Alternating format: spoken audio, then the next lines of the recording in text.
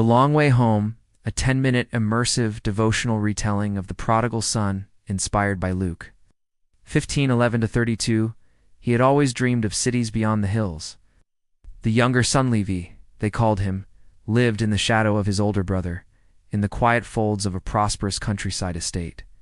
Fields ripe with grain, livestock, fat and plentiful, a father respected, a house orderly, predictable, but predictability is a slow death to a restless soul. Levi watched the road from the front gate each morning, wondering what lay beyond the familiar. He ached for something more, something wild, something his own. One morning, he did the unthinkable. He stood before his father, not with gratitude but demand. "Father, give me the portion of the estate that will one day be mine." Silence fell. Even the servants stilled their hands. This wasn't a request, it was a wound. In that culture, such a demand was like saying, "I wish you were dead." But the father, aged and wise, didn't scold him. He looked at his son, long and deep, then quietly divided the inheritance. The next sunrise, Levi was gone, pack heavy with silver and gold, dreams thick in his chest, didn't look back. The city was louder than he imagined, laughter in the taverns, music in the streets, strangers who called him friend while the coin clinked. He was someone now for a while. But wealth, like fire, is hungry, and soon the music slowed. The lights dimmed. The so-called friends vanished. And then came the famine. It didn't knock, it swallowed. Levi, once cloaked in silks, now scoured fields for scraps. No one hired him until a pig farmer, foreign and indifferent, offered him work. His hands, once smooth, blistered from labor. He slept among swine, stomach growling for the slop he fed them. He had reached the end. The bottom was not a place. It was a revelation. He thought of his father's house, of servants well fed, of mornings without shame. And the words fell from his lips before he realized, "I will go home. I will say, 'Father, I have sinned against heaven and against you. I am no longer worthy to be called your son. Make me one of your hired servants.'" He walked, hour after hour, day after day. Dirt on his face, shame in his steps.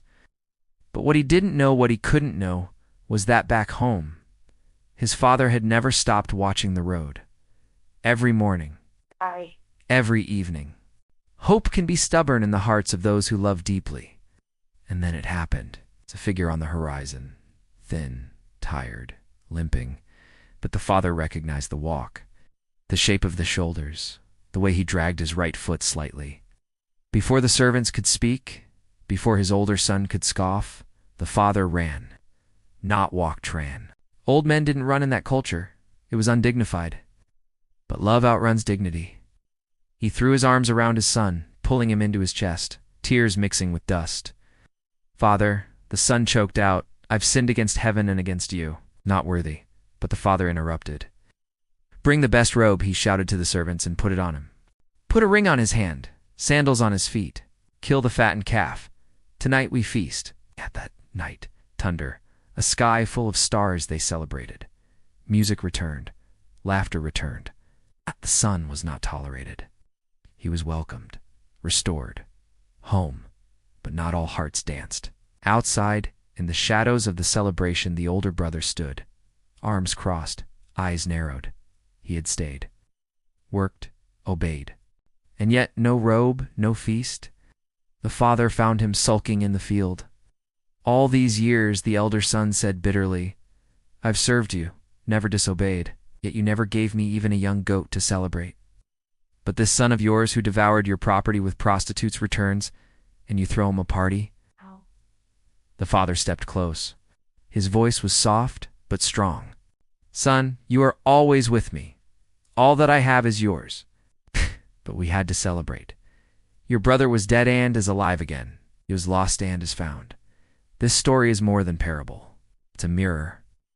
We are the prodigal when we chase lesser loves, trying to find in the world what only the Father offers.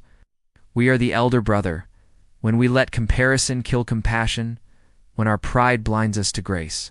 And the Father, He is the same, then and now, watching the road, running toward the broken, restoring the repentant. reminding the faithful that grace is not earned, is given. You may feel far off, you may feel bitter, you may feel forgotten, but the Father sees. His arms are still open.